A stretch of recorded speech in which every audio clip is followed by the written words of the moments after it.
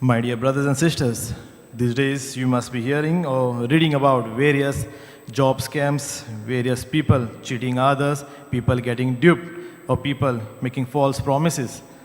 And it feels that we are more accustomed to live a life of deceit than a life of truth. It just seems that people have lost their conscience and they are lying again and again. So today we are reflecting on the theme radiant or being radiant beacons of truth amidst deceit. Whenever we go for confession, the one of the common sin that we confess is the sin of deceit, that we have cheated someone, that we have lied to someone. So let us ask one question to ourselves. Is it worth living a life of deceit? Is it worth living a life of deceit? And my answer to it is no. There are many reasons to it, but I want to place three main reasons before you. Firstly, as John 14:6 says, Jesus says, I am the way, the truth, and the life. My dear friends, we as Christians are followers of Jesus. And when we are followers of Jesus, we become the followers of truth. Because Jesus himself said that he is the truth. And therefore, as Christians, we become the followers of truth. When we are baptized, the priest lights the baptismal candle with the Ishtar candle. The Ishtar candle symbolizes Jesus. And when he gives the candle, it says, go on with the light of Christ. He passes on the light of Christ to us so that we walk with the truth. My dear brothers and sisters, we as Christians are called, as followers of Christ, are called to walk in the light of truth. Yes, one can argue that there are times that we have to lie. We have to lie to escape a certain situation. My dear friends, we are Christians. We don't escape situations, but we rather face the situations. We don't escape the situations, but we rather face the situations. And to face particular situations, we need courage. We need to endure that what may come after us. And therefore, we need this quality of fortitude.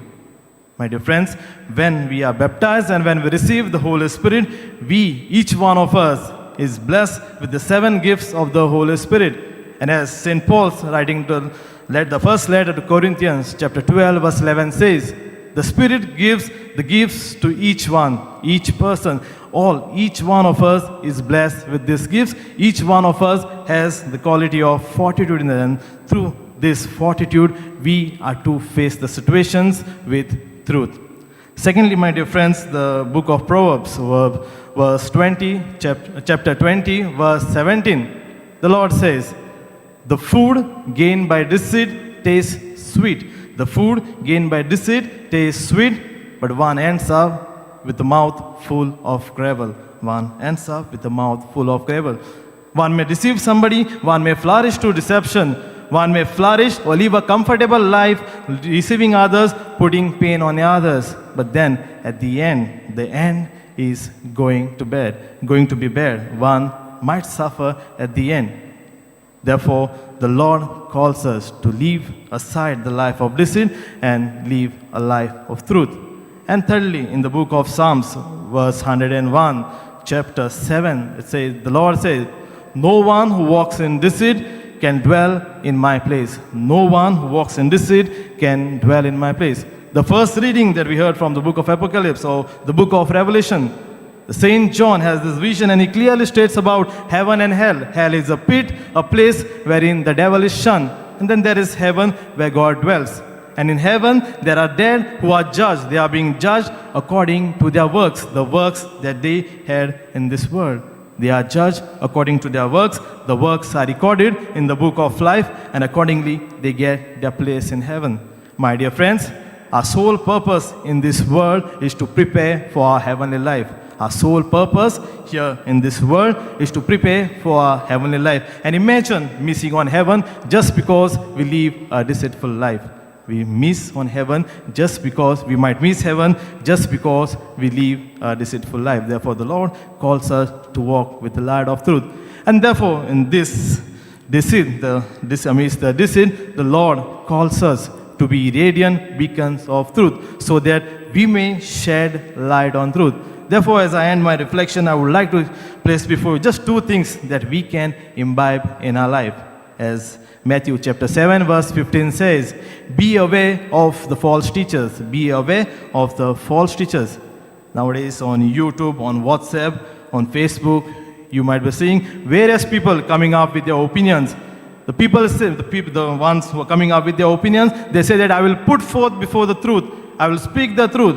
But then when we see, when we listen, it feels convincing whatever they are telling is the truth. But we need to confirm with the truth. We need to see before forwarding these messages, before forwarding these videos, we need to confirm whether the person is telling the truth, especially when there comes something against the Catholic Church. People nowadays are paid. People now have their personal grudges. People get money. People, for views, they come up with videos maligning the dignity of the Catholic Church, maligning the dignity of other people. Therefore, we need, before forwarding these messages, we need to confirm with facts whether the person is telling the truth. Secondly, my dear friends, Saint Joseph was son of the soil. He once said to his nephew John, Jesus is the sun, you be the moon. Jesus is the sun, you be the moon. The moon draws light from the sun and then gives to the world. In the same way, each one of us is called to be the moon. We need to draw the light of truth from Jesus, and then we will be able to be radiant beacons of truth. Without Jesus, we cannot be radiant beacons of truth. And therefore, we need to spend our time in personal prayer. We need to spend our time in reading the Bible. And only then we can come close to Jesus. And only then we will be able to become radiant beacons of truth. In a few moments, Jesus will be present on this altar in the species of bread and wine. Let us ask for His grace that we may be radiant beacons of truth amongst deceit in this world.